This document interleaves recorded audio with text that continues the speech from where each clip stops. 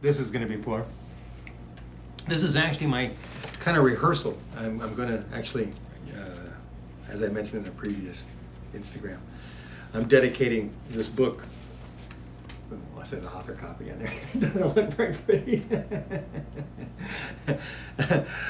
Tao of Taoism. And, anyway, I thought I'd rehearse with you, and then I'd go in there and cut the audiobook, because it's a little harder just reading it because it's all blanks. And in an audiobook form, you know, I'd like to read it and have people think about it for a minute, but maybe they're not going to even really have the time, or they're driving in their car, so if they think too much, I don't want them to get in a car accident. So maybe it'd be better if I just told them a story about my situation. Then they go buy the book and they can fill in the blank themselves on their own time and not get too distracted, because this is a thinking book. It really requires you to think, which is why a lot of people maybe don't like it, because you have to think really hard to get through this book. So anyway, this is the Tao of Taoism. Let me just give you a whole bunch of little pieces here as teasers, and heck, you know, I'm just glad to be giving away some Taoism. You know, just spreading it out is just a good thing. So anyway, this is the Tao of Taoism. Subtitle is Using the Dao Te Ching to Improve Your Life, also called the Tao Te Ching. So I'm really covering my bases on this. Like I said, back in the 90s, I was learning Mandarin Chinese. So they spell Dao, D-A-O, but everybody else spells it T-A-O. You look in a dictionary in America, it says T-A-O, and it's very frustrating. So I was really proper and trying to be, anyway, so in the subtitle, I used the letters D-A-O, just so that maybe in some sort of search, you know, the book would still register if somebody typed in the right name. And the Tao Te Ching, which is kind of like the Book of Changes, I think was the translation. I should have researched this. I really wrote the book for myself. I mean, I loved it. I was in UCLA at the time in the 80s, and I've crossed channels with a lot of books over the years. And at certain points I realized, man, this book has got to be part of my life. How do I synthesize this so I can take it with me and understand it? You know, and so although I write all over my book, so I can't just pick up a book and scan through it, I don't really do that very much.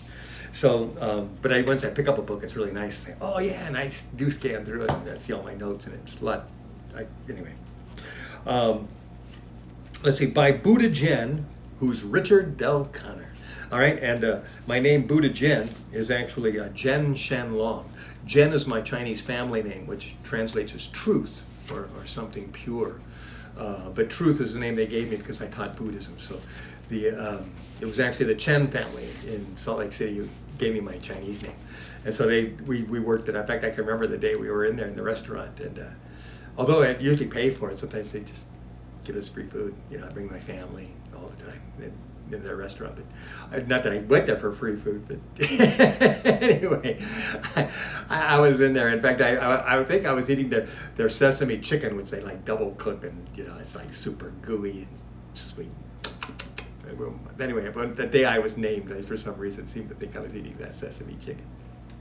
Okay, but anyway, Zhen for truth, because I taught Buddhism, which you know was just totally bizarre. Me in Salt Lake City, Utah, being more Chinese than all the Chinese people there, and not in the early days. So I kind of grew into it. I was very reluctant. I didn't even want to learn the Chinese names of the Tai Chi moves when I started. I was not properly inspired, shall we say. I had to grow into the proper views and respects and appreciations to really be able to grab everything that was available to me and become a Kung Fu master.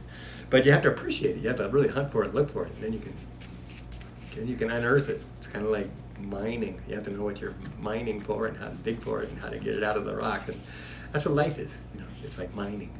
Okay, anyway, let's finish the first page and then we'll cut it here.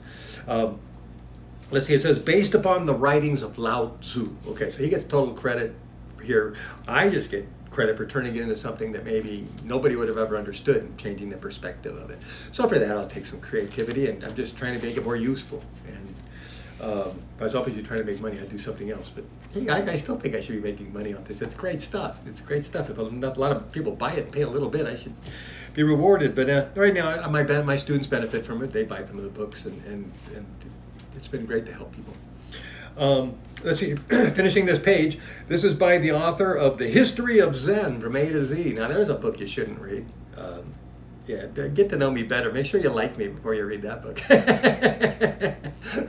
If you don't know me, you probably won't like me after you read that book. This is published by Shaolin Communications, and I got a little Shaolin logo down here. This is it. Can you see it? Down here at the bottom. It's since 1984. A friend of mine, John Carnett, and I designed that with my girlfriend's father.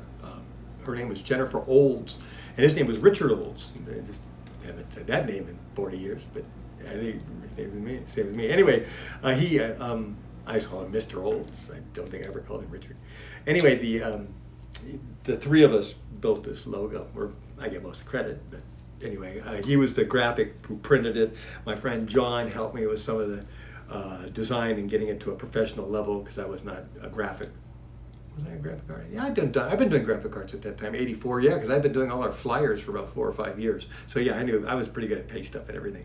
In fact, it was actually Mr. Olds who gave me the stuff, and he printed them out, on like film, and then I took that and photocopied it, and that became my logos for the next 30 years up to now. All these logos are really the original logos from that original printing. They're Mr. Olds did for me back then when I made my album. He was the father of Jennifer Olds, who was my fiance at the time. Actually, we were supposed to get married.